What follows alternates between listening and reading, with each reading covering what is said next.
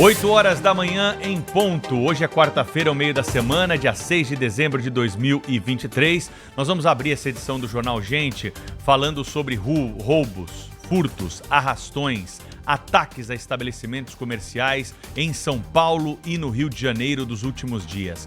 Uma cena impressionante que nos remete aqui a discutirmos com mais profundidade as questões ligadas à segurança pública no país. Uma quadrilha que promoveu um arrastão no Rio de Janeiro entre Ipanema e Copacabana, na região ali do Arpoador. Foi uma onda de violência contra pedestres que passavam pelo local. Pelo menos 3 mulheres foram atacadas.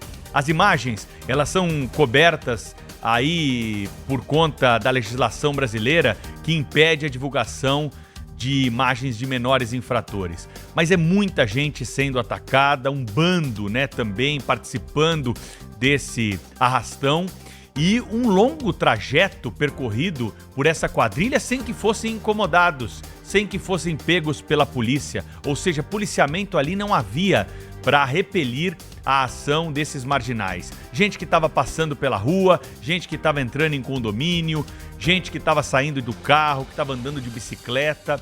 Além daqueles que foram alvo, nós também temos as pessoas que estavam passando por perto e foram, claro, de alguma forma amedrontadas pela ação dos marginais. Maiores e menores de idade roubando objetos de valor das vítimas, agredindo muitas das vítimas durante essas ações e um sentimento de pânico para quem mora nesses locais depois de ficar sabendo ou presenciar o que aconteceu.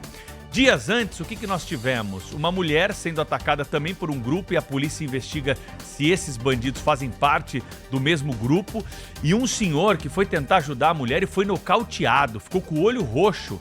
Ele caiu duro no meio da calçada lá de Copacabana quando foi atingido por esses marginais, delinquentes, infratores da lei que precisam ser punidos. Só depois, que algumas pessoas chegaram perto para ajudar esse senhor e o bando sentiu-se intimidado e saiu dali. Mas o perfil é muito fácil de ser identificado. Todos eles são jovens, estão perambulando sem camisa, de bermuda, muitos com boné, há facas em mãos, eles utilizam faca de cozinha durante esses ataques, são muito violentos e estão agindo a bel prazer, sem a presença da polícia e das autoridades. Em São Paulo, no fim de semana passado, nós já noticiamos aqui, tivemos também uma tentativa de furto na porta de um dos bares mais famosos do centro de São Paulo, Bar Brahma, que terminou também com o local depredado. Nós tivemos ali a ação de criminosos que foram até o estabelecimento depois que o furto foi repelido pelos seguranças do local e eles atacaram o estabelecimento comercial com pedaços de pau, pedra, até um cone foi arremessado e ficou grudado ali na fachada do estabelecimento. Ou seja,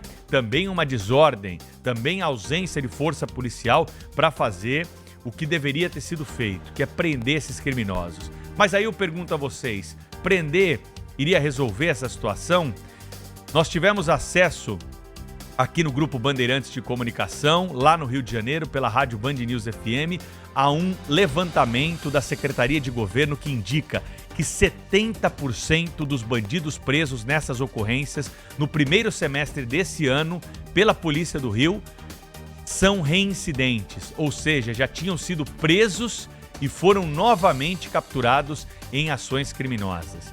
Enquanto a justiça brasileira não olhar para esse problema com a devida atenção e perceber que esses marginais todos que estão circulando pelas ruas de São Paulo, do Rio de Janeiro, de outras cidades do país, precisam ficar presos depois dessas ações que envolvem violência ou grave ameaça, nós vamos continuar apenas lamentando, apenas cobrando com mais ênfase a cada ação às autoridades. Não é possível que um criminoso desse possa ser liberado por um juiz de direito. Qual é a responsabilidade que um juiz de direito tem numa audiência de custódia ao liberar um bandido desse que não faz nada da vida e fica assaltando as pessoas de bem que tem que ter sim proteção porque pagam seus impostos e precisam circular pelas ruas com tranquilidade? algo que está muito distante da nossa realidade violenta. E isso acontece porque os bandidos, eles entram numa porta giratória, eles são presos pela polícia e no mesmo dia saem, muitas vezes antes do que a vítima da delegacia ou mesmo do fórum na audiência de custódia. Precisamos enfrentar esse problema e precisamos cobrar a responsabilidade dos magistrados do Brasil que acabam liberando esses criminosos de volta às ruas para praticar novos crimes, como nós estamos assistindo diariamente, agora até com imagens, né? Tudo isso gravado para ser oferecido à justiça. São 8 horas e